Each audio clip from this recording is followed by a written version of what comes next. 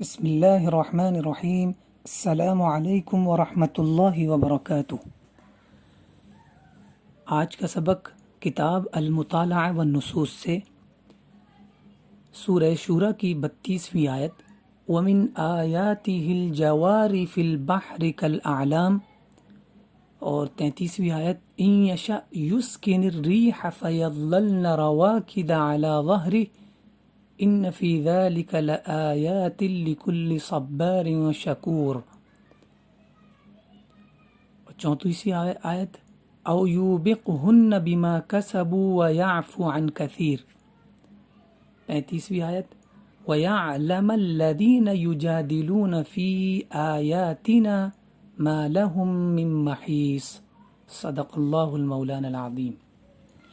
آج ان آیتوں کی سب سے پہلے لغوی تشریح دیکھیں گے، اس کے بعد اعراب کے اعتبار سے ان آیتوں میں ہر لفظ کا کیا محل ہے وہ دیکھیں گے۔ لغات کے اعتبار سے ہم ایک ایک لفظ کی وضاحت دیکھتے ہیں۔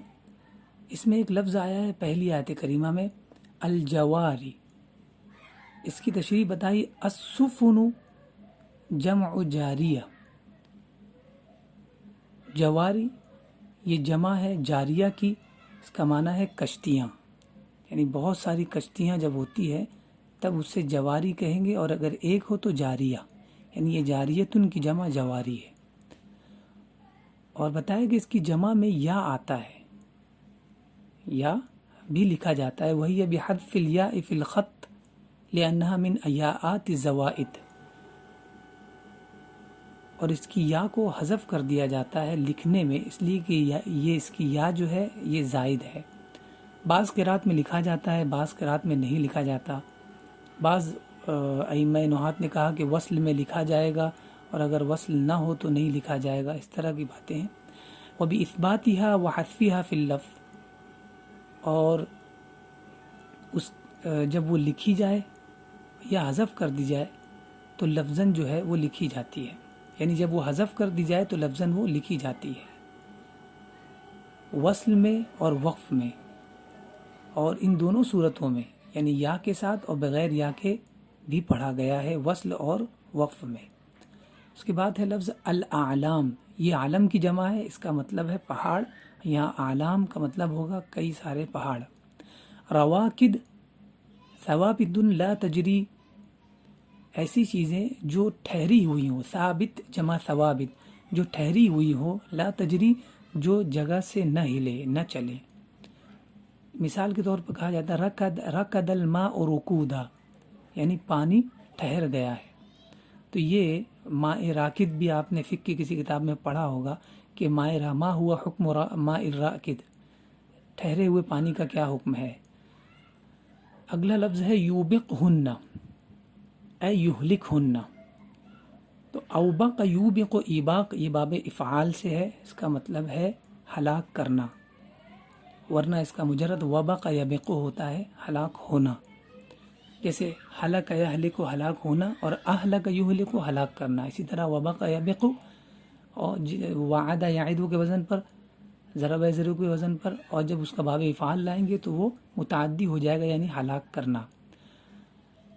اب یہاں سے ہم اعراب دیکھتے ہیں نحوی۔ وَمِنْ آیَاتِهِ الْجَوَارِ فِي الْبَحْرِ كَالْأَعْلَامِ۔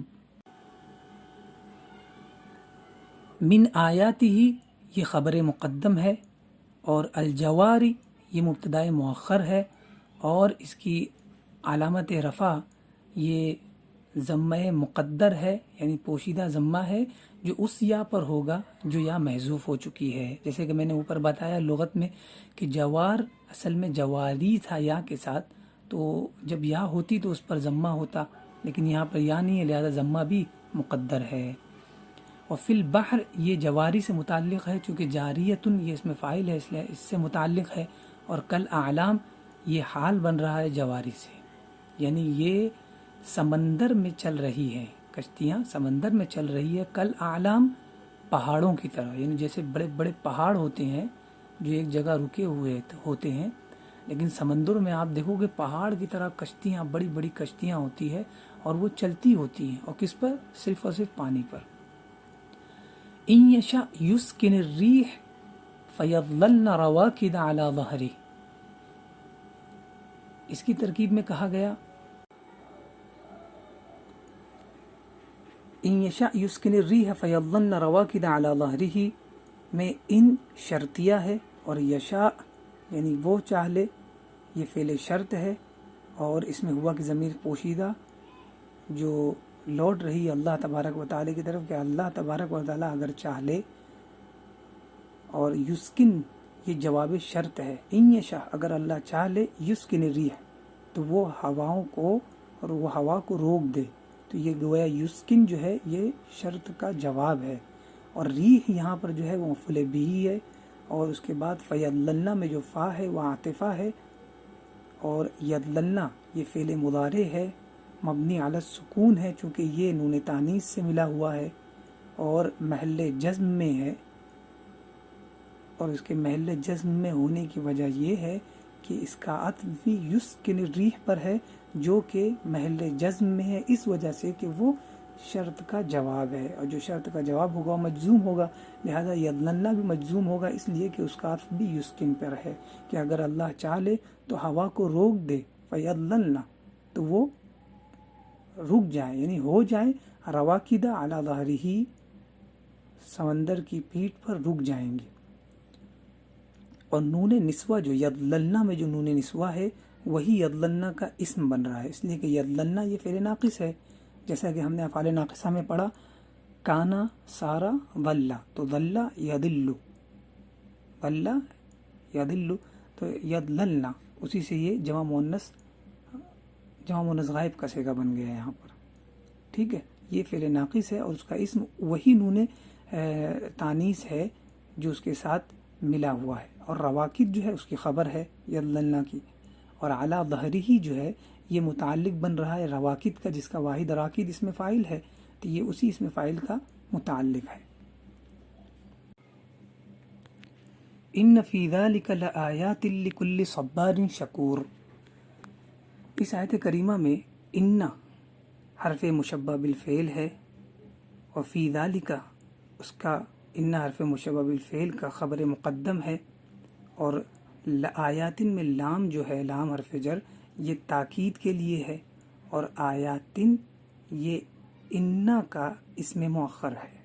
خبر مقدم کون ہے؟ فی ذالک، اور آیات اس کا اسم مؤخر ہے، اور آیات جو ہے یہ محلاً منصوب ہے، اور اس کی علامت نصب کسرہ ہے، چونکہ آیتن کی جمع آیات ہے تو جمع مؤنث سالم کا اعراب حالت نصبی اور جری میں کسرہ کے ساتھ ہے، اور چونکہ یہاں پر حالت نصبی میں اسی لیے اس پر کسرہ ہے.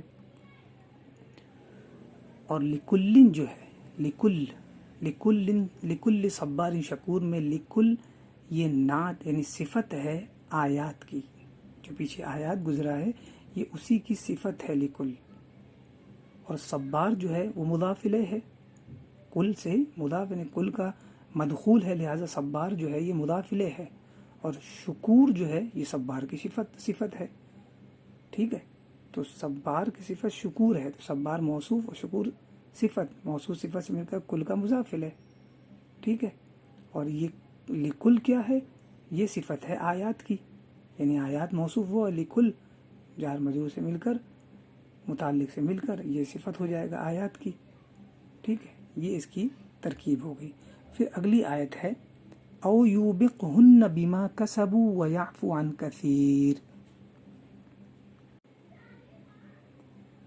او حرف عطف ہے، اور یوبقہن یہ مضارع ہے اور حالت جزم میں ہے، چونکہ اس کا عطف یسکن الریح پر ہے، اور یسکن الریح جو ہے یہ شرط کا جواب ہے، وہ مجزوم ہے، اسی لیے جس پر اسی پر اس کا عطف ہے یوبقہن کا، لہٰذا یہ بھی مجزوم ہو گیا.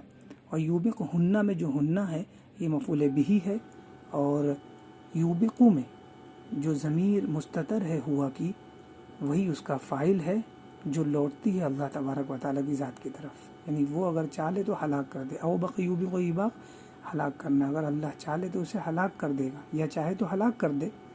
ما حرف مصدری ہے، اور واو جو ہے کسبو میں، بیما کسبو میں جو کسبو جو واو ضمیر جمع کی ہے یہ سیاق کلام سے پتہ چلتا ہے کہ یہ اصحاب سفن یعنی کشتی والوں کی طرف لوٹ رہی ہے. اور اس کے بعد وَيَعْفُ عَنْ كَثِيرٍ، اور بہت ساری ان کی غلطیوں سے وہ درگزر فرما دیتا ہے، معاف فرما دیتا ہے. اس میں واو جو ہے یہ عاطفہ ہے، اور یعفو مضارع ہے، حالت جزم میں ہے، چونکہ اس کا بھی عطف جواب شرط پر ہے، یعنی یسکن الریح پر ہی اس کا عطف ہے. اور عن کثیر جو ہے یہ متعلق ہے فعل مضارع یعفو سے.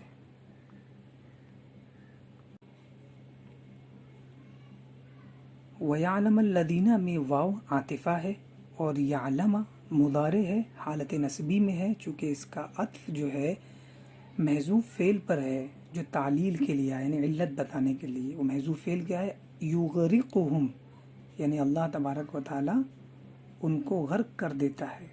جو لوگ جانتے ہوئے بھی اس کی آیتوں کو جھٹلاتے ہیں اور اس کے ماننے میں جدال کرتے ہیں، اللہ تبارک و تعالیٰ ان کو غرق کر دیتا ہے. کیوں کر دیتا ہے؟ لینتقم منہم، تو یہاں پر لام جو ہے تعلیل کے لیے، تاکہ ان سے انتقام لے. وَيَعْلَمَ، پھر وہ جان لے، وہ لوگ جو ان کی آیتوں میں جھگڑا کرتے ہیں وہ جان لے کہ ان کے لیے کوئی بھی چھٹکارا اور کوئی بھی راہ نہیں ہے. اس بنیاد پر یہ یعلم اپنے فعل محذوف پر عطف ہونے کی وجہ سے منصوب ہے. اس کے بعد الذین جو ہے اس میں موصول ہے اور حالت رفعی میں ہے. کیوں؟ اس لیے کہ یہ فاعل بن رہا ہے یعلم کا. یعلم فعل ہے اور الذین اس کا فاعل ہے پورا جملہ ہو کر. اور اس کے بعد ہے یجادلون. یجادلون فعل مضارع ہے، جمع مذکر غائب کا صیغہ ہے، ٹھیک ہے. اور آیاتنا جو ہے اس کے بعد وہ اسی فعل یعنی یجادلون کا متعلق ہے. اس کے بعد ہے ما لہم من محیص میں ما یہ نافیہ ہے، اور لہم جو ہے لہم یہ خبر مقدم ہے، ٹھیک ہے. اور محیص یہ لفظاً تو مجرور ہے، چونکہ اس سے پہلے من حرف جار ہے، تو یہ لفظاً تو مجرور ہے لیکن محلاً یہ مرفوع ہے، کیونکہ یہ مبتدا واقع ہو رہی ہے لہم کی، یعنی لہم جو ہے وہ خبر مقدم ہے اور محیص جو ہے یہ مبتدا مؤخر ہے، لہٰذا یہ مبتدا ہے خبر مقدم لہم کی. یہ آیت کریمہ ہم نے آج پڑھ لی. الحمدللہ علی کل حال. اور جتنی آیت کریمہ اس سے پہلے سبق میں پڑھی تھی اس کے بعد کی آیت کریمہ ہم نے آج کے سبق میں پڑھی، اور اب اس کا ترجمہ ہم پڑھتے ہیں کہ ترجمے میں کیا کہا گیا ہے. وَمِنْ آیَاتِهِ الْجَوَارِ فِي الْبَحْرِ كَالْأَعْلَامِ. تراکیب ہم نے دیکھ لی، اعراب دیکھ لیا، اس کے بعد لغات کا حل کر لیا. اب اس کا ترجمہ پڑھنے پر ہمیں بہت آسانی سے باتیں سمجھ میں آ جائے گی. ترجمے سے بات تو سمجھ میں آ سکتی ہے، لیکن جو اصول ہے، جو اساسی قواعد ہے، جن کی بنیاد پر ہم سمجھتے ہیں، جو ہمارے لیے بیساخی اور اسا ہے، وہ اگر ہم نہ سمجھ سکے تو مناسب نہیں. اور اس کے جاننے کے لیے کیا مناسب ہے کہ ہم پہلے لغات حل کریں کسی بھی عربی عبارت کی. لغات حل کرنے کے بعد یہ دیکھیں کہ کون سا لفظ کس محل میں ہے، کیا وہ حالت رفعی میں ہے یا نصبی میں ہے، جری میں، یہی اسی کو نحو کہتے ہیں. تو اب جب یہ جان لیں تو اس کے بعد آپ کسی قرآن مجید کا ترجمے کی کتاب اٹھائیں اور اس کے بعد آپ دیکھیں تو آپ کو وضاحت سے سمجھ میں آئے گا، اور یہ سمجھ ایسی ہوگی کہ کل آپ اس آیت کے علاوہ کسی آیت کا بھی ترجمہ بآسانی کر سکتے ہیں.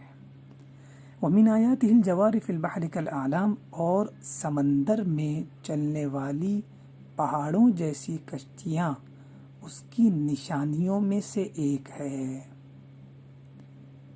إِنْ يَشَأْ يُسْكِنِ الرِّيحَ، اگر وہ چاہے تو ہوا کو روک دے. فَيَظَلَّنَّ رَوَاكِدَ عَلَى ظَهْرِهِ، تو کشتیاں سمندر کی پشت پر ٹھہری رہ جائیں. إِنَّ فِي ذَلِكَ لَآيَاتٍ لِكُلِّ صَبَّارٍ شَكُورٍ، بے شک اس میں ضرور ہر بڑے صبر کرنے والے، شکر کرنے والے کے لیے نشانیاں ہیں، یعنی اس آیت کریمہ میں. او یوبقہن بما کسبوا، یا اگر اللہ چاہ لے تو ان کشتیوں کو اگر اللہ چاہ لے تو ان کشتیوں کو، یا اگر اللہ چاہے تو ان کشتیوں کو لوگوں کے گناہوں کے سبب تباہ کر دے. ٹھیک ہے. وَيَعْفُو عَنْ كَثِيرٍ، اور بہت سے گناہوں سے وہ درگزر فرما دیتا ہے. یعنی اگر چاہے تو ان کشتیوں کو لوگوں کے گناہوں کے سبب تباہ کر دے اور بہت سے گناہوں سے درگزر فرما دے اگر وہ چاہے.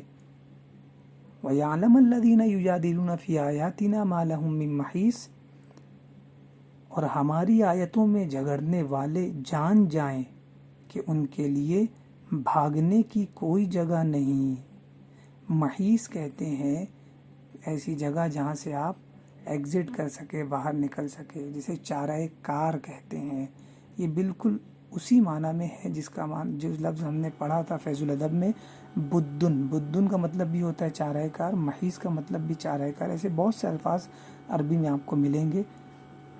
بس یہاں پر لا محیص آپ بول دو گے تو یہی معنی ہوگا جو لا بدہ کا ہے، یعنی کوئی چارہ کار نہیں ہے. لا محیص، کوئی راستہ نہیں ہے، کوئی چارہ کار نہیں ہے. آج کے لیے بس اتنا. اب انشاءاللہ العزیز پچھلی آیت اور ان آیتوں کے ساتھ پڑھنے کے بعد انشاءاللہ ان آیتوں سے جو باتیں ہمیں سمجھ میں آتی ہے، جو اللہ تبارک و تعالی ہم سے کہنا چاہتا ہے، ان کے حوالے سے ہم کتاب المطالعہ والنصوص کے سبق کو سامنے رکھ کر پڑھیں گے انشاءاللہ العزیز. السلام علیکم ورحمۃ اللہ وبرکاتہ.